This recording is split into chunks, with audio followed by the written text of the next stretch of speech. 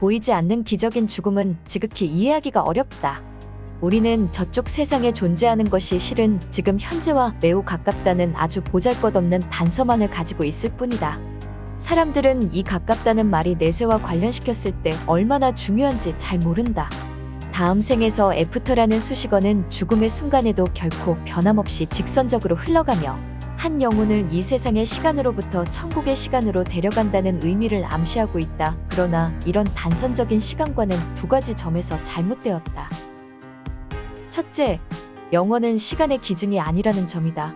기독교에서는 죄를 지은 자들은 지옥불에서 영원히 벌을 받은 것이라고 하지만 영혼은 지옥불에서 물리적 시간의 단위로 오랫동안 있지는 않을 것이다.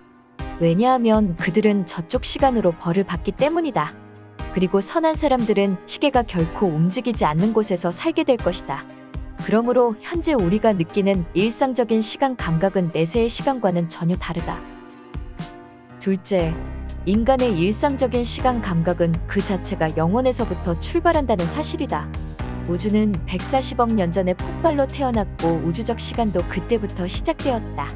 우리의 신체가 시간을 느끼는 이유는 수소, 산소, 질소, 탄소와 같은 유기체를 이루는 화학물질의 원자적 진동 때문이다. 그리고 우리는 이런 화학물질에 불과한 두뇌 속에 들어있는 시계를 통해 바깥 세상의 일을 가늠한다. 달팽이의 뇌 속에서 작동하는 시계의 찰칵거림은 너무 느려서 한 가지 사건이 일어나서 그 다음 단계로 이행하는 데는 5초가 걸린다. 만약 그 5초 안에 누군가가 달팽이를 집어 올려 3m쯤 떨어진 곳으로 옮겨 놓는다면 어떻게 될까? 아마도 달팽이는 자신이 순간적으로 공간이동을 했다고 생각할 것이다. 인간의 두뇌 속에서 작동하는 시계는 1초에 약 1000분의 1 정도 되는 시간 동안 일어나는 사건까지 감각할 수 있다. 그러나 그 시계는 총알의 움직임이나 매 순간 인간의 신체를 관통하는 100만 중성자의 움직임을 알아채기에는 너무나도 느린 것 또한 사실이다. 우주 대폭발이 있기 전에 시간은 실제 움직이지 않았다. 그때는 1초가 곧 영원과 같았다. 이런 견해가 가능하게 된 것은 양자물리학이 물리적 시간이 갖는 환상을 꿰뚫어 보았기 때문이다. 양자물리학 덕분에 인간은 원자시계에서 벗어나 더욱 심오한 자연의 무늬 속으로 들어가게 된 것이다. 그 가장 깊은 곳에서 원자는 진동을 멈춘다. 우주는 죽은 두뇌처럼 낮은 수준에 머물러 있다. 그러나 죽음의 모습은 실체가 없는 환상일 뿐이다. 왜냐하면 모든 활동이 멈추고 끝이 나는 그 경계, 그리고 물질과 에너지가 순수한 가능성으로 존재하는 그 경계가 가상현실이라고 알려진 새로운 영역의 시작이기 때문이다. 그 가상현실이라는 영역에는 물질적 에너지가 순수한 가능성으로 존재한다. 그런데 그 가상현실의 근거는 그리 간단하지 않다. 굳이 단순한 언어로 표현하자면 물질적인 우주가 존재하기 위해서는 반드시 비물질적인 영역이 존재해야 한다는 것이다. 이 영역은 비어있다. 그것은 단순히 비어있는 것 그 이상이다. 마치 나른한 오후, 소파에서 꾸벅꾸벅 졸고 있을 때 당신의 정신은 잠깐 동안 비어있지만 즉시 무한한 사고의 선택에 눈뜰 수 있는 것과 같다. 그리하여 시간이 멈춘 무시간성으로부터 도약하여 시간이 충분한 상태로 되듯이 창조 역시 비어있음으로부터 도약하여 완전한 상태의 완성을 이루는 것이다.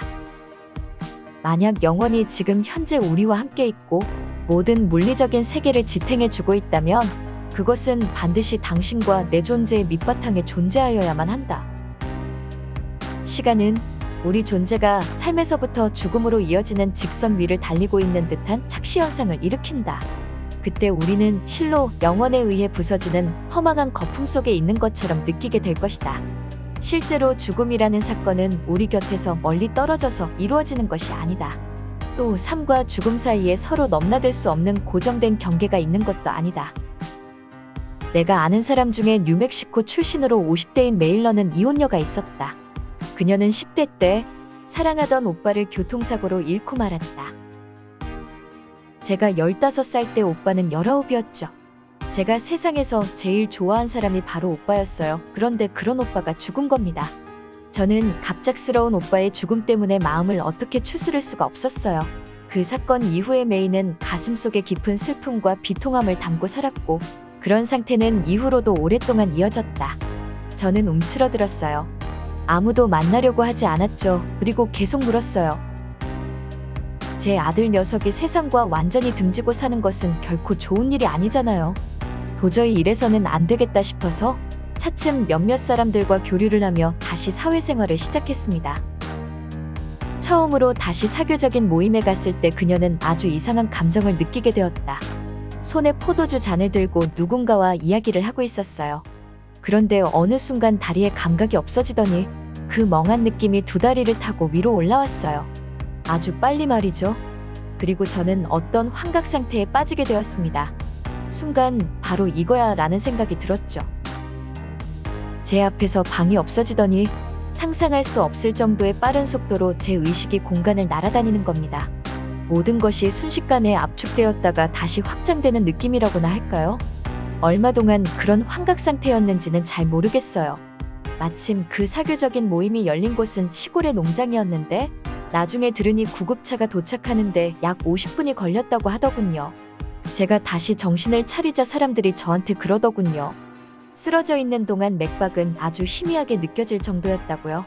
제가 잠시 기절했던 것인지 아니면 뇌졸중의 초기 증상이 나타난 것인지 제대로 설명하는 사람은 없었습니다. 이야기를 다 듣고 난 후 나는 그녀에게 당시의 경험을 어떻게 해석하는지 물었다. 그때의 경험은 아직도 여기에 있어요. 그녀는 자신의 가슴에서 약 30cm 정도 떨어진 앞쪽 공간을 손으로 움켜쥐듯 하면서 말했다. 여기에 있죠. 무엇이 아직도 거기에 있나요? 내가 물었다.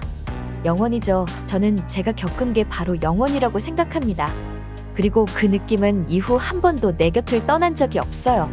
제가 쓰러졌던 순간 저는 제 몸 밖에 있었다고 확신합니다. 30대에는 유방암으로 고생을 하기도 했지만 죽음이 조금도 두렵지는 않았습니다. 뭐가 두렵겠어요? 저는 이미 영혼을 겪은 사람인걸요. 방금 들으신 스토리는 하버드대 의학 박사이자 사후생 분야의 권위자 디펙 초프라 죽음 이후의 삶의 일부입니다. 뇌과학과 티베트 불교 등의 사례를 바탕으로 의식과 영혼, 사후생에 관련된 과학적이면서도 신비한 이야기로의 여정을 함께 해보시기 바랍니다.